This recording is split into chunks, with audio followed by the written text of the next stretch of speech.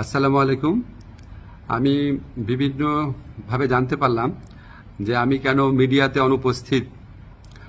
এটা নিয়ে সোশ্যাল মিডিয়াতে বিশেষ করে বিভিন্ন জল্পনা কল্পনা হচ্ছে এবং কেউ কেউ এই ধরনের আজগুবি কথাও বলছেন যে আমি নাকি বিদেশে চলে যাচ্ছি।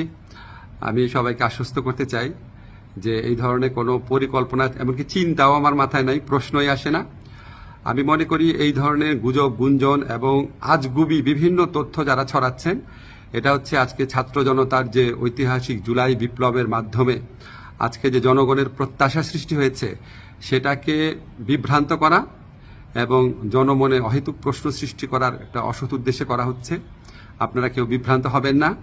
আমি কয়েকদিন আগেও পত্রিকাতে ইন্টারভিউ দিয়েছি, তবে এটা ঠিক আমি একটু মিডিয়াতে কম আসছি কারণ আমার অনেক কাজ এবং আমার কাছে মনে হয়েছে যদি আমার কার্যক্রমে যদি কোনো অগ্রগতি হয় সেটা আমি জানাবো। অহেতুক এখন তো আমি আর টক শোয়ের মানুষ না, এখন আমাকে কাজ করতে হবে, কাজটাতে বেশি কনসেন্ট্রেট করতে হবে।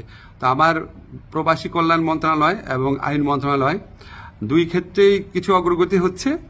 অল্প কিছুদিনের মধ্যে আপনাদেরকে অগ্রগতিগুলো জানাবো।